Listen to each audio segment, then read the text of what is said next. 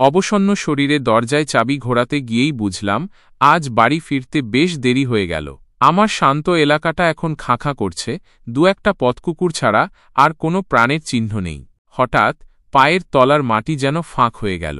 কিছু একটা যেন আমার পা ধরে টেনে নামাতে লাগল সেই অন্ধকার গহরে। মুহূর্তেই একটা ঠান্ডা, শক্ত হাত আমার কণ্ঠনালীতে চেপে বসল।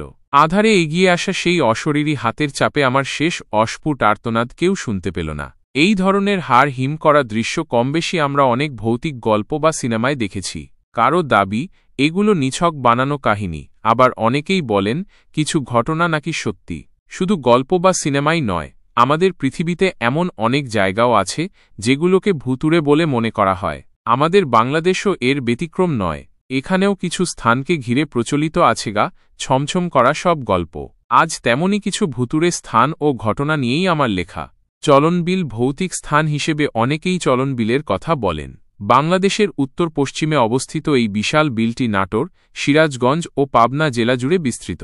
আমাদের আজকের ভুতুড়ে কাহিনীর কেন্দ্র আপাতত সিরাজগঞ্জের তাড়াশ উপজেলা। শোনা যায় বহুকাল আগে এই অঞ্চলে এক প্রতাপশালী জমিদার বাস করতেন, যিনি নাকি অতিপ্রাকৃত ক্ষমতার অধিকারী ছিলেন।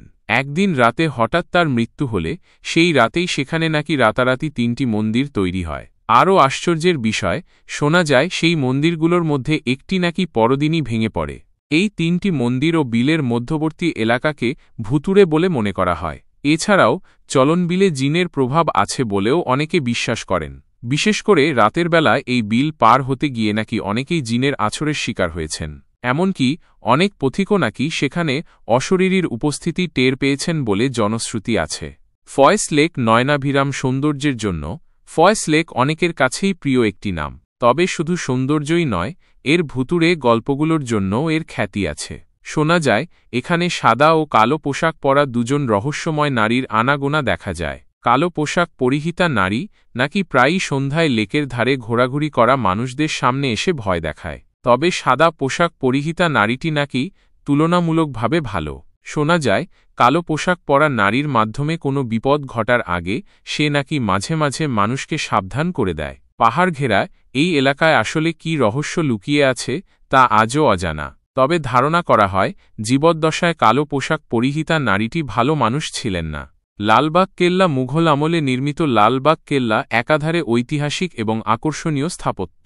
তবে এটি ভুতুড়ে স্থান হিসেবেও পরিচিত। কারো মতে রাতের বেলা সুবেদার শায়েস্তা খাঁর কন্যা পরিবিবির আত্মা এখানে ঘুরে বেড়ায়। আবার কেউ নাকি মাথাবিহীন উল্টোপায়ের ঘোড়াকেও, অনেকের মতে ঘোড়ার মতো মাথা ও পা বিশিষ্ট, তবে উল্টো দিকে ঘোরানো পা মাঝে মাঝে দেখতে পান।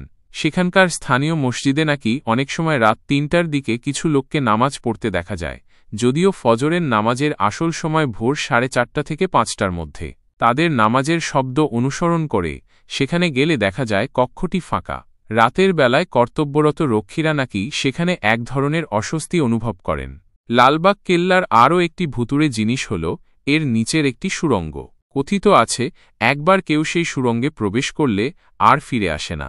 কারো মতে এই সুড়ঙ্গটি নাকি দিল্লি পর্যন্ত বিস্তৃত, আবার কারো মতে এটি টঙ্গী নদীতে গিয়ে মিশেছে। তবে এর গভীরে কি রহস্য লুকিয়ে আছে তা আজও অজানা। ব্রিটিশ আমলে একবার একটি অনুসন্ধানী দল 2টি কুকুরের গলায় শিকল বেঁধে তাদের সুড়ঙ্গের ভেতরে পাঠায়। কিছুক্ষণ পর শিকল ধরে টান দিলে শিকল 2টি ফিরে এলেও কুকুরগুলোর আর কোনো খোঁজ পাওয়া যায়নি। এরপর কিছু হাতিকেও সেখানে পাঠানো হয়েছিল। বলা বাহুল্য তাদেরও কোনো সন্ধান মেলেনি। এই ঘটনার পর ব্রিটিশ সরকার সেই সুড়ঙ্গের মুখ বন্ধ করে দেয়। সেই বন্ধ দরজা আজও রহস্যের চাদরে ঢাকা। তার ওপারে কি লুকিয়ে আছে তা আজও মানুষের অজানা। সব মিলিয়ে লালবাগ কেল্লা শুধু ইতিহাসই নয়, রহস্যেরও আঁধার বটে। ঢাকা এয়ারপোর্ট রোড ঢাকার অন্যতম পুরনো মহাসড়ক এটি। অনেকের দাবি গভীর রাতে এখানে অশরীরীর উপস্থিতি টের পাওয়া যায়। গাড়ি চালানোর সময় হঠাৎ চালকরা নাকি সামনে রাস্তায় সাদা পোশাক পরা এক নারীকে দেখতে পান। সেই নারী অবিশ্বাস্য গতিতে গাড়ির দিকে এগিয়ে আসে। ভয়ে চালক নিয়ন্ত্রণ হারালেই ঘটে দুর্ঘটনা। শোনা যায় এই অশরীরী নাকি কাউকে স্পর্শ করে না বা সরাসরি আঘাতও করে না। ভয় দেখিয়ে দুর্ঘটনা ঘটানোই তার উদ্দেশ্য। তাই ভয় পেয়ে গাড়ির ওপর নিয়ন্ত্রণ না হারালে কোনো দুর্ঘটনা ঘটে না। ধারণা করা হয় বহু বছর আগে ওই স্থানে সড়ক দুর্ঘটনায় তার ও তার পরিবারের মৃত্যু হয়েছিল।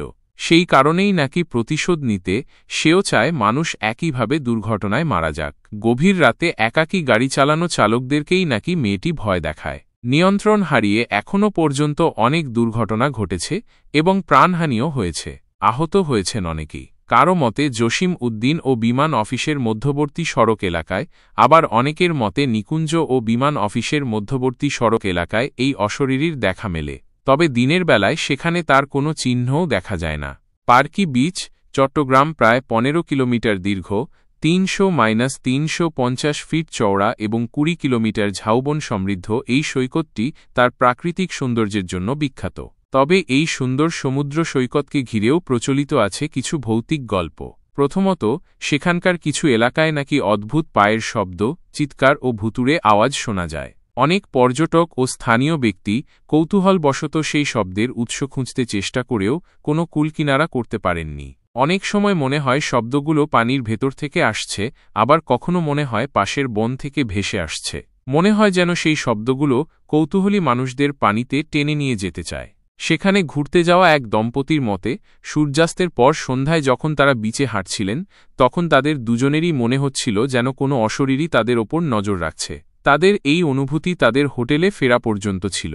এছাড়াও গভীর সাগরে নাকি নৌকোসহ এক বৃদ্ধ নাবিকের দেখা মেলে, কখনো একা, আবার কখনো অনেককে তাদের নৌকা নিয়ে গভীর সমুদ্রে যেতে দেখা যায়। কিন্তু আসলে তারা কেউই মানুষ নন।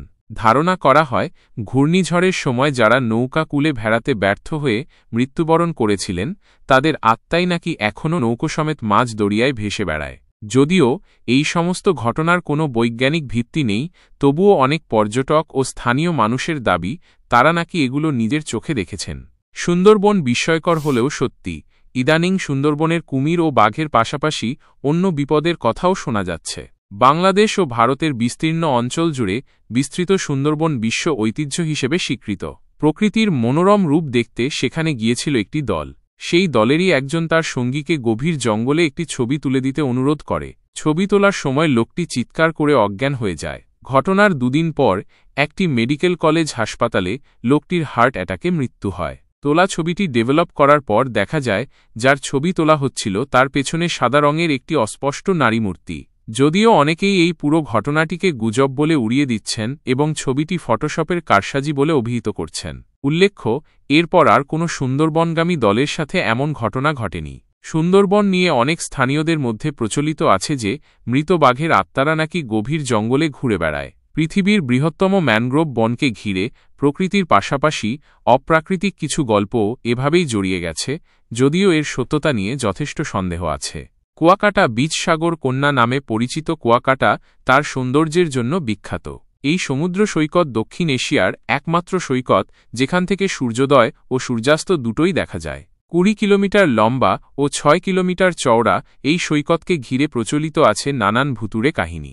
মুইসুলিপাড়ার এক পিতা ও পুত্র মাছ ধরতে এবং জ্বালানি কাঠের জন্য গঙ্গামাটির গভীর জঙ্গলে গিয়েছিলেন। সাগরে পান করার মতো মিষ্টি জল না থাকায় তারা তৃষ্ণা মেটাতে মিষ্টি জলের আশায় মাটি খুঁড়তে শুরু করেন। একসময় তাদের কোদাল শক্ত কিছুতে আঘাত করে। তারা সোনার আবরণে মোড়ানো একটি কাঠের জার এবং কিছু কারুকার্য করা সোনার পাত খুঁজে পান। আরও খোঁড়াখুঁড়ির পর তারা বালিতে পোঁতা সোনা ও ধনরত্নে বোঝাই একটি পুরনো নৌকার সন্ধান পান। সূর্যাস্তের প্রায় সময় হয়ে যাওয়ায় তারা সেদিনকার মতো কাজ থামিয়ে ফিরে যাওয়ার সিদ্ধান্ত নেন। পরের দিন ভোরবেলা এসে আবার কাজ করবেন ভেবে তারা সেদিন সেখান থেকে চলে যান। কিন্তু তাদের জীবনে আর কোনো নতুন সকাল আসেনি।